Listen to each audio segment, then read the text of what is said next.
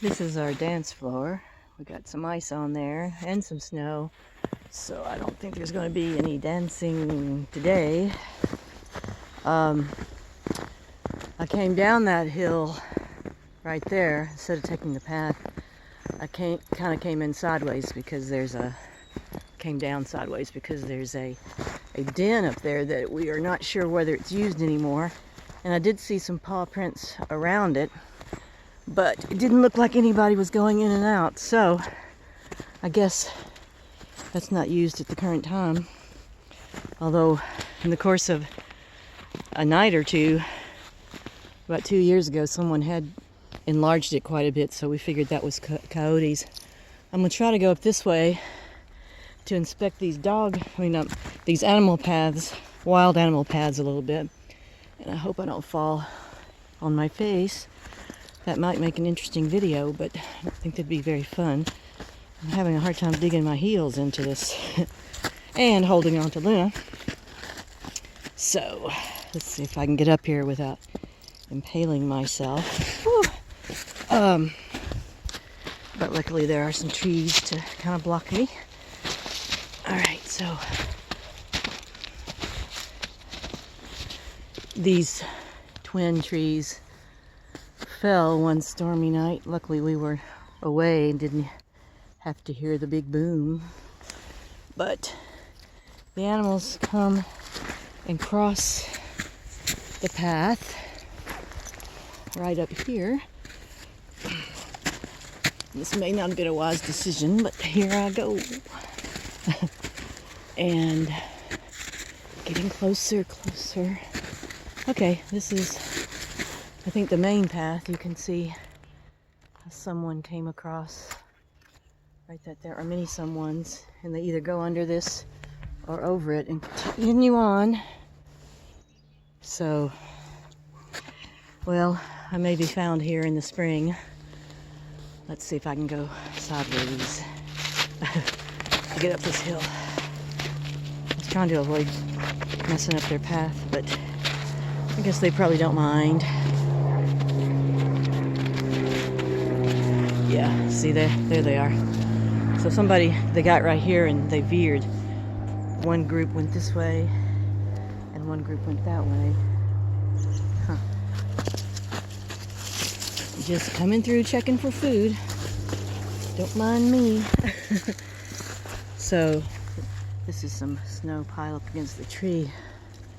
As I said in an earlier video, it's in the 20s, but a lot of the snow in the trees and the leaves has already melted.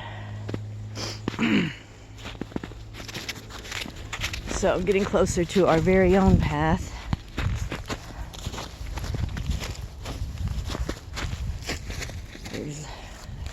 Everything's upside down now. Some more snow piled up. I think I'll rest right here to save my skin. That's an interesting tree right there that is practically hollow, and yet it continues to live. Let me see if I can get back over to it, because it's an interesting setup. So here's the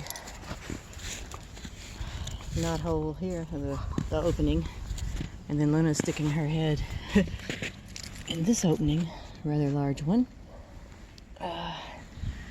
I don't think this is the actual tree, but one of the children who came to our property called these hollow openings in trees a squirrel elevator, and in fact, maybe they're right. Okay, Luna has made a getaway. I'm really almost to the path, but I don't know whether...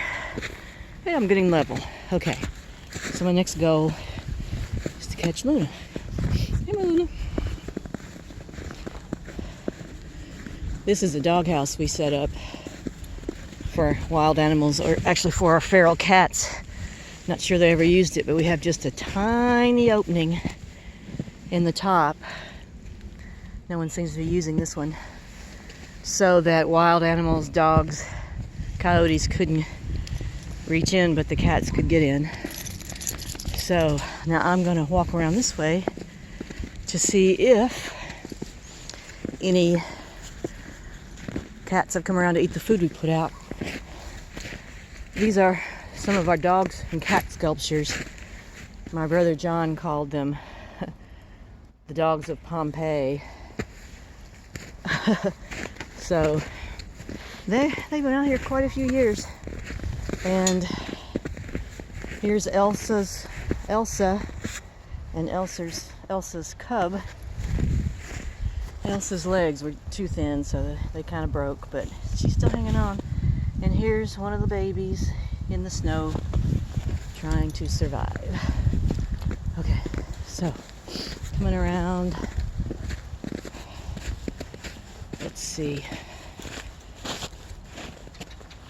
You can't see this at all, but this is a labyrinth made of petrified corals underneath that snow. You can't tell that. And an eagle trying to emerge there. And it looks like some cats or something got to some food we put over here. And our table and umbrella got knocked over.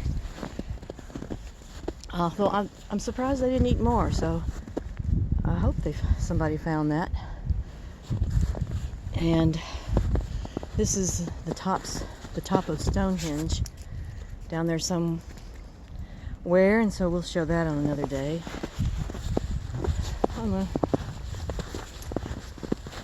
And